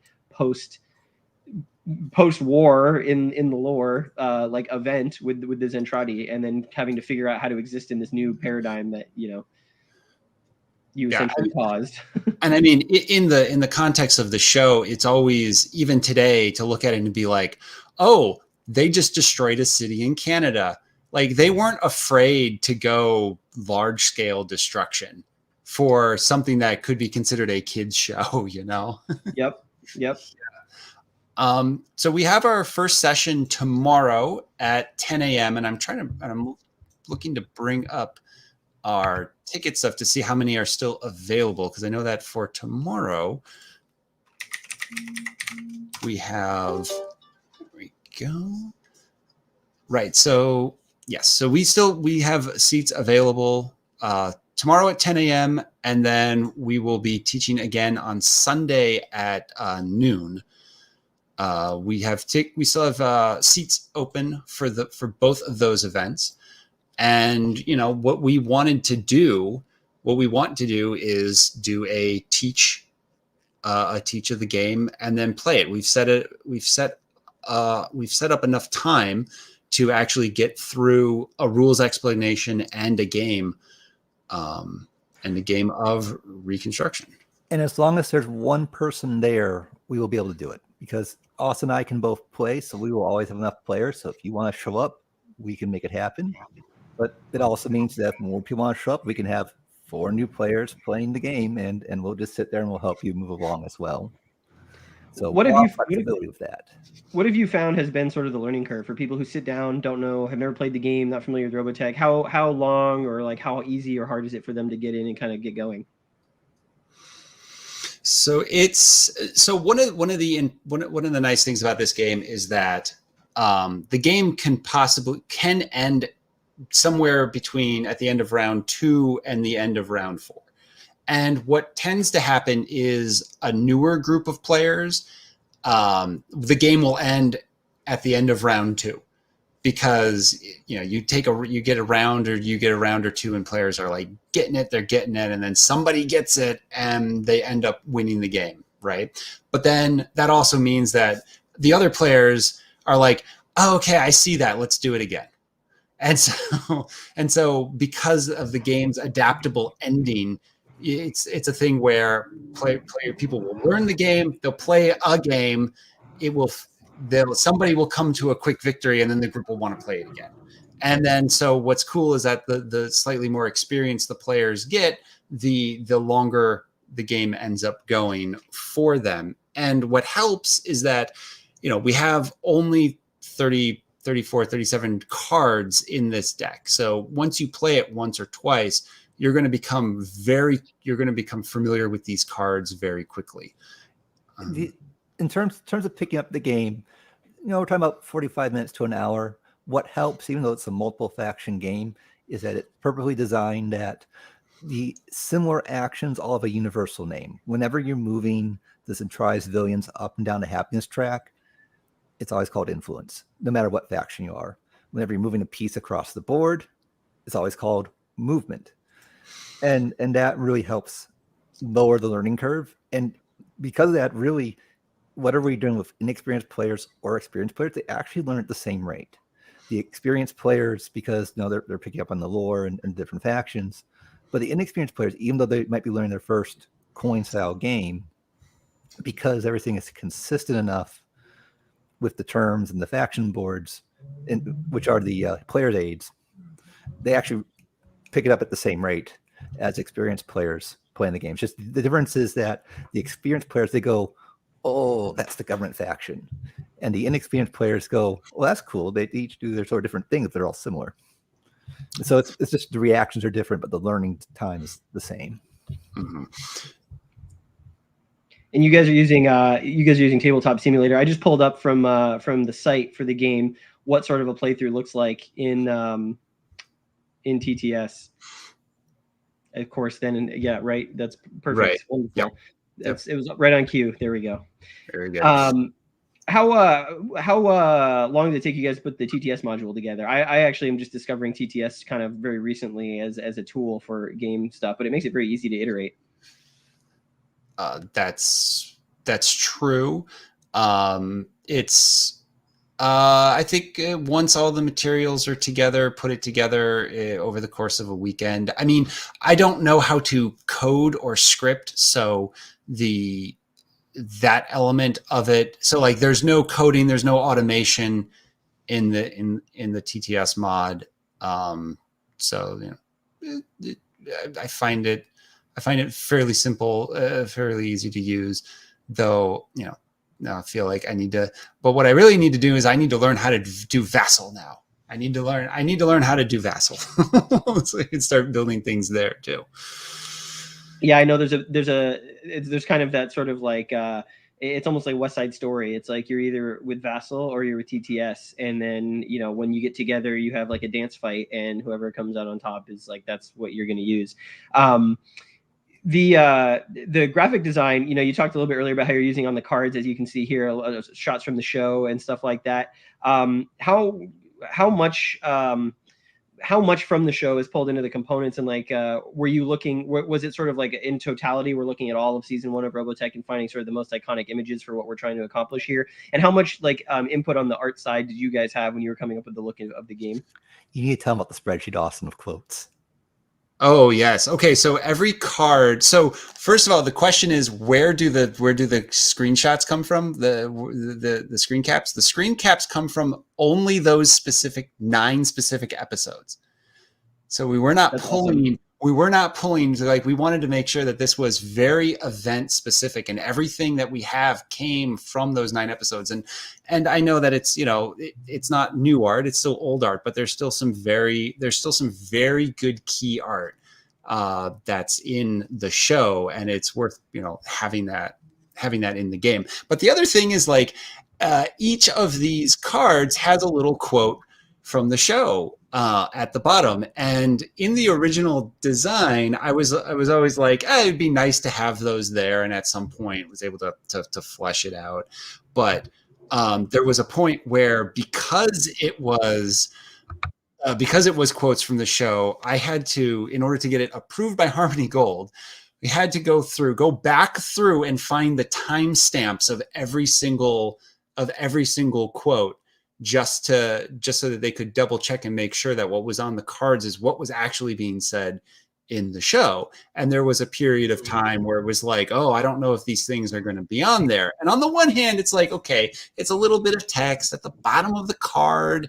If it's not there, no one's going to notice. But when they came back and said, yes, Aaron. Well, I was going to say, I would argue that point, Alex, because those quotes, so the reason why I kept encouraging you to keep fighting for those quotes was because it added so much context to me as someone who never saw the show. Like, that gave the cards a story in my mind that helped me put myself in that world. And of course, a lot of these quotes are meaningful or funny. Like I was always trying to find something that was a little bit humorous that would go along with the text, of it. Where there's a great one where it's I am a warrior. Do you understand? Said by Warrior, because they don't have a name in the show. So I don't know what to call them except Warrior. There's a great one where, Chiron commits a terrorism on Christmas. So there's a little great quote where he's like, may all of your foolish holidays be as whatever, as great, as bright as this one, as like things are blowing up around the city.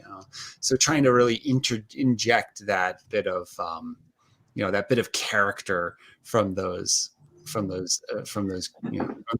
characters of the show. There's a really fun story. I don't know if you guys remember the old Decipher Star Wars card game from the 90s. So the team that was working on that game, basically it was kind of like this doghouse project that like no one was paying attention to at Lucasfilm. And when it came to the flavor text on those cards, they basically just wrote whatever they wanted and somehow got it past the licensor. So much of sort of like the extended universe Star Wars lore comes from that game. Like the sound that the Jawas make when they yell, like how that's spelled, like character names, like all of that stuff came from that card game, because it was just kind of like this weird thing that no one was paying attention to, which is, you just reminded me of that when you were like, okay, well, I need to call this guy Warrior, right? Like maybe he had a name at some point, right? But I can assure you Harmony Gold paid attention. Yes, they did. Oh, yes, they did. And again, all of these are real quotes from these are real quotes from the show. I didn't make anything up. Yeah, I didn't mean to imply, by the way, that you were doing that. I thought it was funny. What brought me to my question was, what was it like working with Harmony Gold? Obviously, they've been invested in this property for such a long time. Mm-hmm. Well, on the one hand, we didn't that's on the one hand, that's more with the publisher. The Strange Machine Games was dealing with Harmony Gold more than we were. But so you think of it this way: the publisher is talking to Harmony Gold, and the publisher saying, "Okay, here are your constraints, what you can and can't do. Stay with them, and we're good." And they'll say, "Okay, this is a neat idea. Let's check with them." And sometimes they'll say it's good, and sometimes they'll say, you need to modify it this way or that way. So, it was a conversation, but we weren't the direct person talking to them. They were going in between us and Harmony Gold. Gotcha. Like, I think one of the biggest things to look at when it comes to dealing with the IP is, a good example is with the Anti-Unification League. So as we said, over the course of the show, this is an organization that is not named. However, once you move into the novels, they are named. And when you go into the extended lore, the group is not only named, but they have a symbol. And for a while, we were using the symbol of the AUL from the extended universe as part of this game. And Harmony, and they came back saying, well, that's not a thing here. So in the show, so you can't use it. You can keep the name because that's generic enough, but you can't use the symbol. And like we said, when it came to Britai and his faction, we used the Robotech Expeditionary Force, which of course doesn't exist at this period of time, but it does exist later down in the timeline. So we are able to use that name and that symbol in this game to be able to give Britai a name, as opposed to your Britai and the people associated with him. It's like, no. He still has a command structure. He still has Exodor as an ambassador or a military advisor going to Earth to represent him. Like, they are still a full factioned thing. We just needed a name, we just needed to be able to call them something. And, and thankfully that was a lot easier than with the AUL.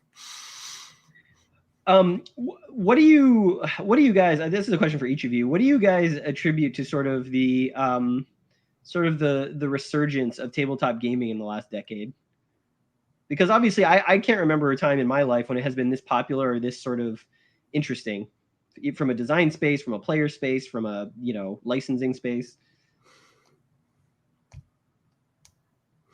I'm curious what Aaron thinks about that, because I think I have a different perspective on this. The challenge I have is I'm probably too young to know, because I'm not a historian of the board game industry. I've sort of grown up. No, I'm in my mid-30s, right? So yeah, I played Railroad Baron as a kid as an Avon Hill game. I'm sure I knew it was obscured, but I didn't know that there was ever a time when it may not have been obscured. Like, the reality of what the board game world has just always just sort of been what it's been around me. And so I can't pinpoint why people suddenly start enjoying playing games again. Like, there's games that I know people appreciate because of differences to certain classics. A lot of people don't like Monopoly. I'll admit it. I like Monopoly, but that's because when I play Monopoly, you can bet there's wheeling and trading going on, and I turn to the game I like, but other people don't. So I understand why they don't like it, and that makes it hard for me to tell you why suddenly game becomes more and more popular and it's growing in sales. I mean, I definitely know that's the reality of it, but I don't have any reason why I can tell you it takes place. I mean, if I were to tell you something, I'd just be speaking hot air out of who knows where. I mean, try not to swear here. And from where I sit, it's like, okay, yeah, when I was a kid, it's like, okay, so I was playing Stratego, got third edition Axis and Allies, the big box, and then it's like, well, those are kids, those are games and those are kids games, fine. But then for me, the way I've always seen it is that it's really just like that little tiny snowball at the top of a hill, right? And it's like, and Catan comes out, and Catan is still out, and so you got that little pebble, you got that little ball that's rolling down the hill, and just year over year over year, it just keeps getting bigger and bigger and bigger and bigger.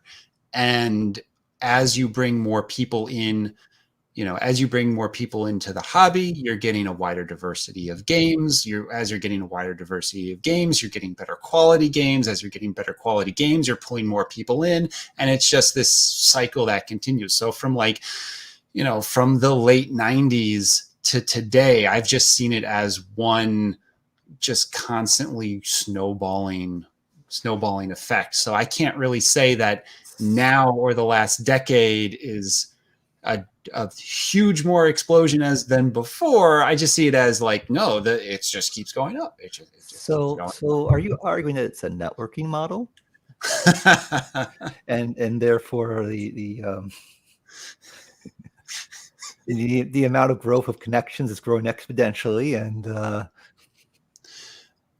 the question is then why did the event start? And now you have the economic problem of why we can't explain why cities are successful, because we can say, yes, we argue amalgamation effects exist, in essence, the snowball Austin's describing, but we can't tell you why Columbus is doing well and Cleveland isn't.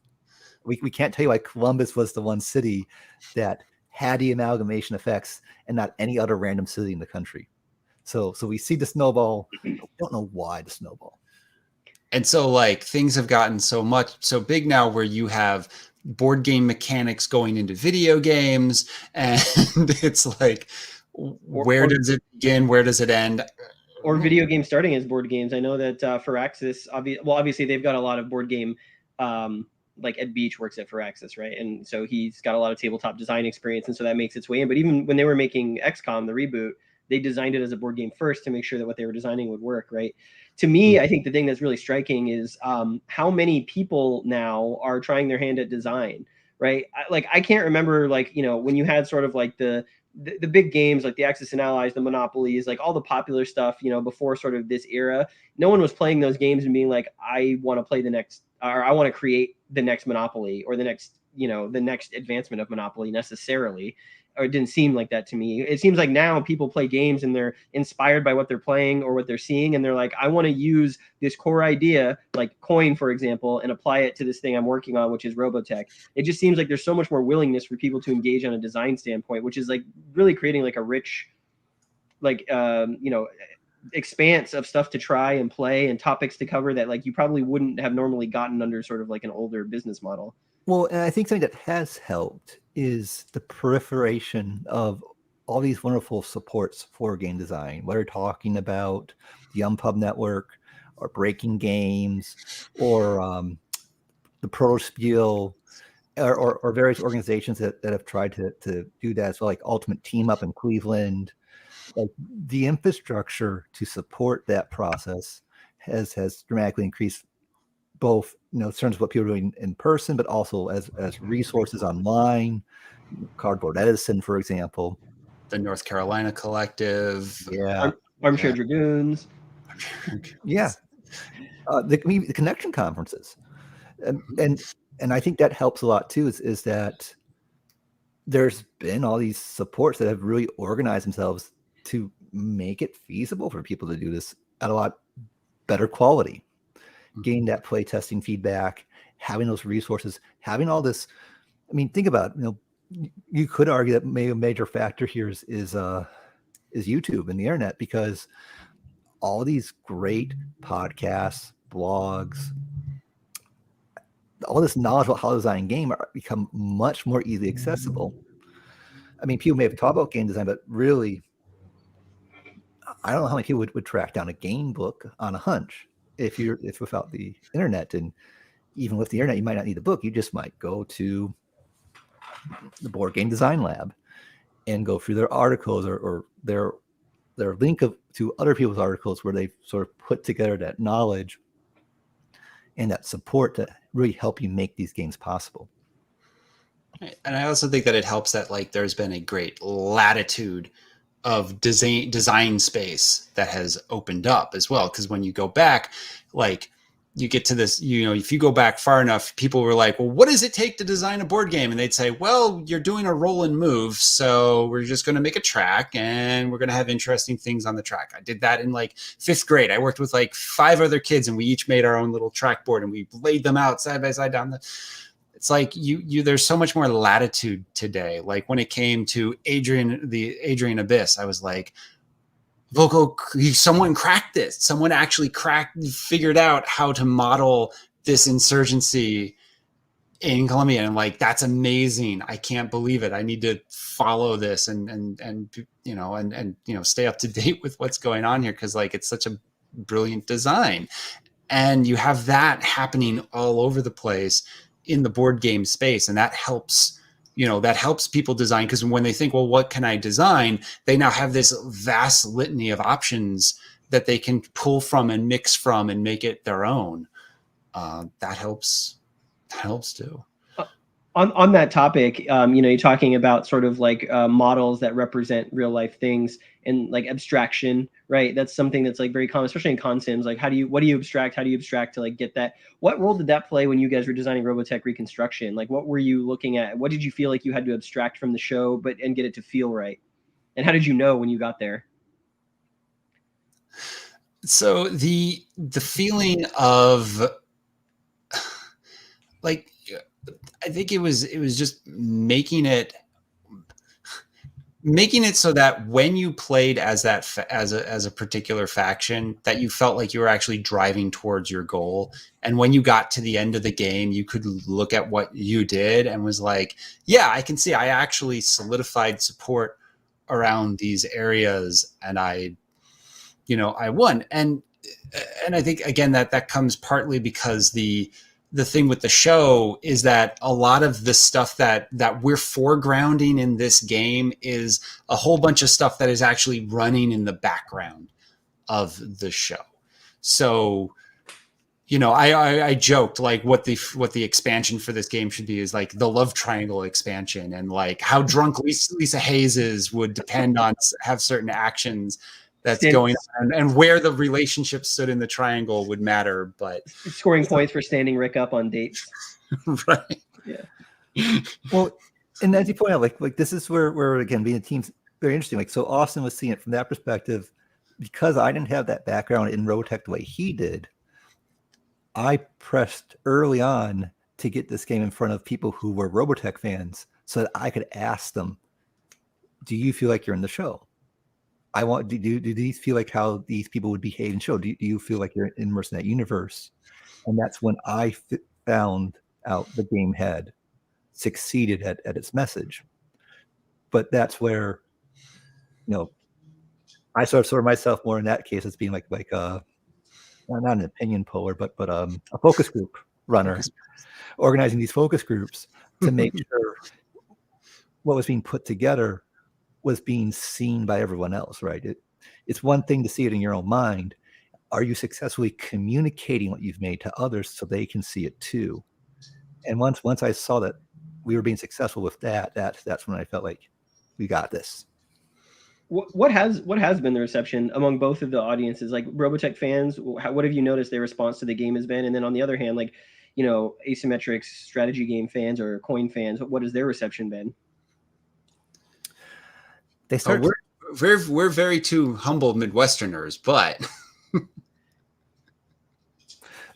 the Robotech fans, they'll start getting their Chiron voices out, and they'll do their best impression of singing when they put on concerts. Because yes, this is a coin-inspired game where you put on concerts. Mm-hmm. It wouldn't be a Robotech game if Lynn and they did not put on a concert or two over the course of the game. Right. And you want to in this game. There's a vast benefit of putting on concerts in this game. And then for the coin fans, I mean, they just go at it, right? They're playing it, they're talking, they're working the room.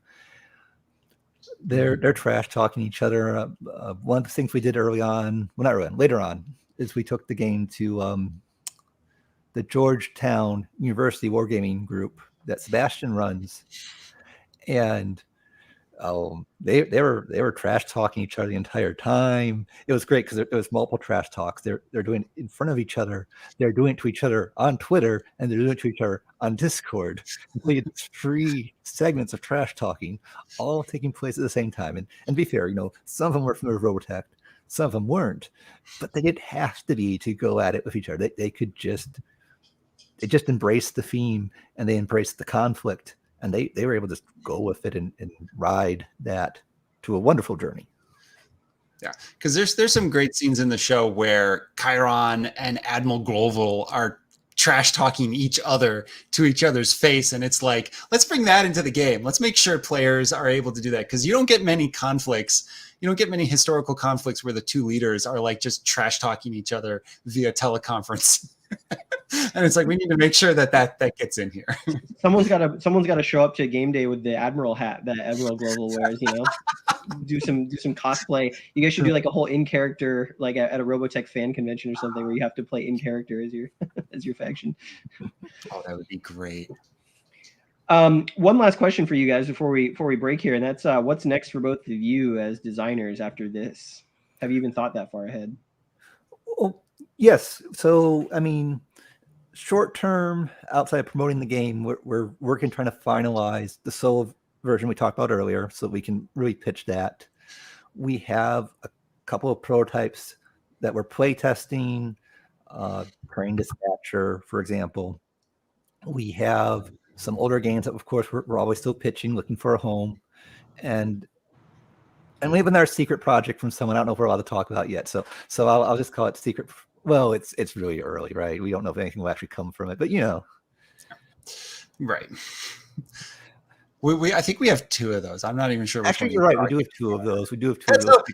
That's always the problem when I'm talking to friends and family about this stuff. They're like, "So which game was this again?" I'm like, "No, this is the earlier game, not the other game. But there's also the 4th game."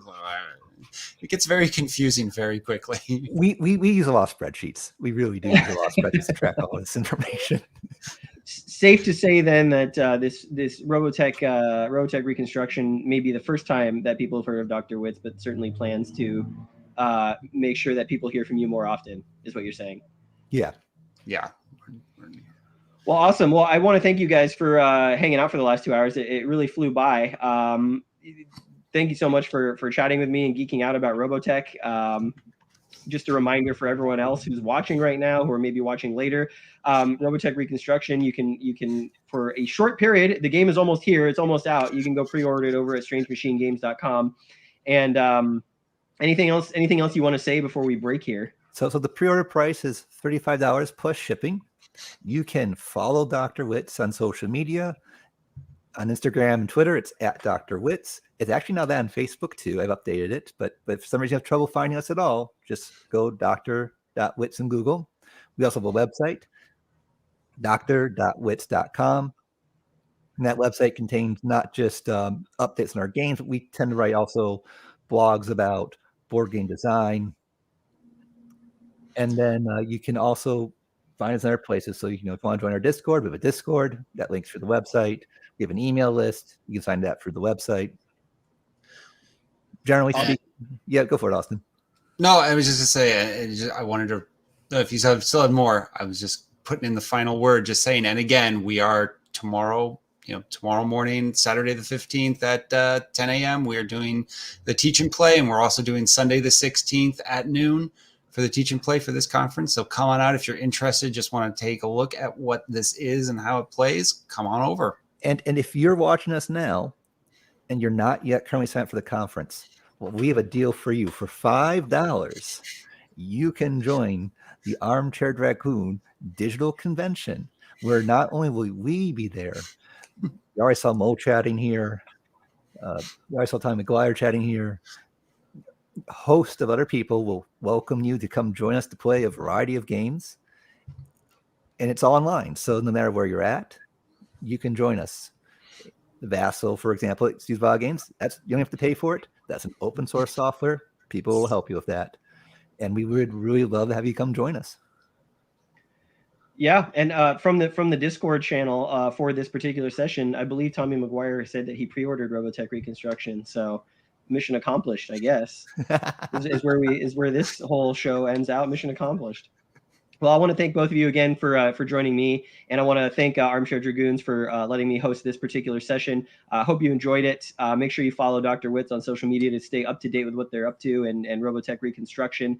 And then for everyone who's tuned in now who wants to continue the Armchair Dragoons party, I believe starting right now, Dan Pancaldi is going to be talking with Blue Panther, who manufactures games for Hollandspiel, White Dog Games. That should be a really interesting session for anyone who's interested in how that goes. And of course, Dan's a really entertaining guy. So really go check that out and enjoy it.